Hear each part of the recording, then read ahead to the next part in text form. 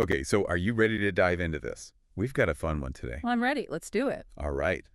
We're talking Tiny Toons, specifically Fifi La Fume. Ah, Fifi. Has she changed for the better? Or maybe just changed? The reboot versus the original?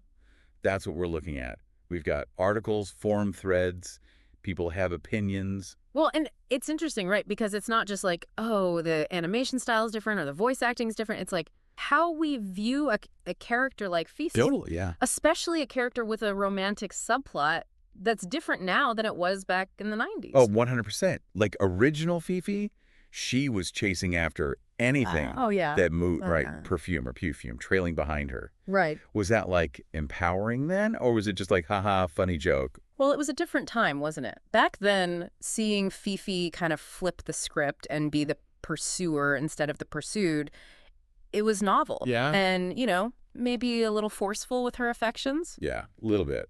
Poor Buster, poor Plucky. A little bit, yeah. They did not ask for that. No, not always. Yeah. But that's what I think is so interesting about some of these articles that you sent over. It's pointed out as, like, this is what made her kind of a fun and unpredictable character back then. Totally. And you can't deny she was entertaining. I mean, it was hilarious. Yeah. But she wasn't just like boy crazy, you know?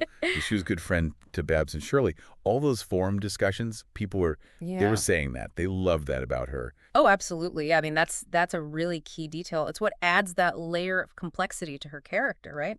She wasn't just defined by who she was chasing that week. Totally. She had genuine friendships. She cared about her friends, and that made her feel much more well-rounded. Okay, so original Fifi, we get it. She had depth. Right. But reboot Fifi, she's all about fashion now. Yes. Is that a good look for her? It's interesting, isn't it? And it's interesting because it really speaks to these evolving sensibilities we're talking about. Right. She's still full of energy. Yeah. But it's channeled into something else. Right. It's less about finding a boyfriend and more about finding, expressing herself creatively. Right. And some people love that. Yeah. Some of the comments in the forum, like Fashion Fiend Fifi, fashion can be an extension of personality. Yeah. And this is a modern, relatable touch. Yes, and it's so true, because in today's world, it's all about individuality, right? Self-expression. Right. And so to see her embrace fashion as her outlet, that feels very current, and it shows that she's more than just a one-dimensional character. Right. But on the flip side, there are people who are like, she's too safe now. Right. Which I understand. Where's that, like, crazy, unpredictable Fifi? Well, and change is hard, and it's especially hard when it's a character that you grew up with. Yeah. It's like you can never go home again. Okay, so it sounds like we've got a real debate here. Has Fifi just become more palatable? Or has she actually, like, grown? What do you think? Well, that's the million-dollar question, and there is no easy answer.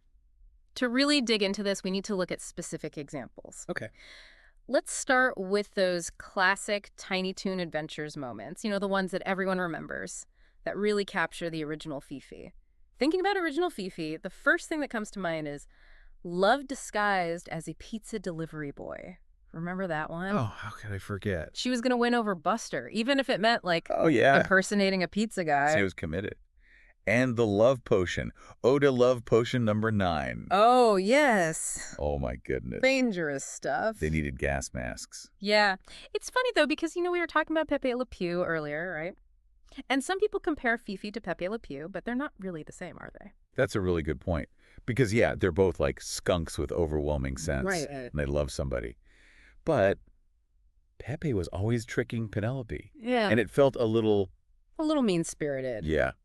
Fifi just had, like, misguided crushes. Misguided, exactly. More about the fantasy than any sort of, like, malicious intent. Yeah. And I think, unlike Pepe, who was kind of, like, only interacting with Penelope, Fifi had a whole group of friends and rivals, and it made her world feel bigger, I think. Right. And that's where I think the whole, reboot Fifi is so safe argument, it kind of falls apart for me. Because, yeah, she's not, like, chasing them down in the same way. Right. But she still has that, like, energy. Yes. That's what I love about the reboot, because you still see that. Like, in that episode where she's, like, designing a costume for the school play, and they just need a talking tree. Right. She turns it into this whole Broadway spectacle. It's extra. It's so extra, and that's, that's classic Fifi to me. Yes, exactly. And even in, like, her day-to-day interactions with the other characters, she's still, like, playful, Yeah. maybe a little mischievous, Yes. teasing Plucky, and, Exactly. whatever. She's still got that dynamic personality. Yeah, she's not just like sitting around sketching dresses all day. Right, exactly. Which, there's nothing wrong with that, but she's out there causing a little bit of good trouble. Yeah. So, okay, we've established both versions of Fifi are great, but the big question, the thing that everyone's thinking about, Okay. the romance, Mm-hmm. how is it dealt with? And more importantly, how does it make us feel? That's the question, Yeah. right? Because I think it goes to this idea of evolving sensibilities. Like Yeah. in the 90s, that over-the-top pursuit of romance, that was kind of how it was. Yeah. But now there's this awareness of like consent and boundaries and Right. things like that. So it's like, how does the reboot handle that? Yeah, have they, like, totally gotten rid of it? Well, no, not entirely. Remember that episode with the visiting French skunk? Oh, right, right. She gets a little flustered, she goes a little overboard, but it's played for laughs. Yeah. And when he makes it clear that he's interested in her designs and not in her, she's actually surprisingly mature about it. She is. And then she helps him with his fashion disaster. Exactly. Like, she's realizing there's more to life than just Okay. boyfriends, and it's fine. It's great. And you know what? That's such a good message for younger viewers, too. Yes. It's okay to have crushes and be interested in romance, but your whole world doesn't have to revolve around it. Right, exactly. You got to find that balance. Like, embrace your feelings, but also value yourself. Yes. Couldn't have said it better myself. What about you, looking back at both versions of Fifi? What resonates with you? Honestly, I went into this whole thing, like, Team Original Fifi. Yeah. Like, all the way. That was, like, my Fifi. The chaos. The perfume. Right. But I'm not going to lie, seeing her in Ludiversity, seeing how they've given her space to, like, grow and change, Right. it's really cool. Mm. I don't know, it's kind of sweet. It is sweet. It's like watching, someone you've known forever Yeah. come into their own. And like you said, she's got that confidence that's not just about like Yeah. chasing after somebody. It's her own. Yes, exactly. And, she can rock a pair of platform boots and deliver a zinger. For real. And speaking of rocking a look, the fashion. Yeah. Like, it is her thing now. Yes. In this new one. And some people love it. Yeah. In the forums, everyone's like, yes, queen. And some people are like, Yeah. I miss the pink bow. I miss the purple dress. Right, right. What do you think about this whole fashion evolution? It's bold. Yeah. And it's interesting because it really speaks to, I think, a larger trend that we're seeing in animation in general. Oh, yeah. Where character design is not just about being like cute or cool anymore. It's about like really conveying personality, even making a statement. Totally. And it's like her original design, it was very much like classic cartoon. Right. Like, this is what a girl looks like. Right, exactly. Big eyes, the eyelashes. It played into those tropes. Exactly. But then in Ludiversity, it's like Yeah. they've given her the space to, like, play with it. Yes, it's so much bolder. It's more diverse. She's wearing like streetwear one day, Right. and then she's in like this crazy avant-garde outfit the next. And it's just, I don't know, it just speaks to a deeper understanding of like Yeah. who she is, Yes, exactly. And it also, like, makes it funnier. Remember that episode where she was trying to recreate the Oh, yes. classic Hollywood gown? Oh, my goodness. Disaster. Hilarious. Yep. So good, but so good.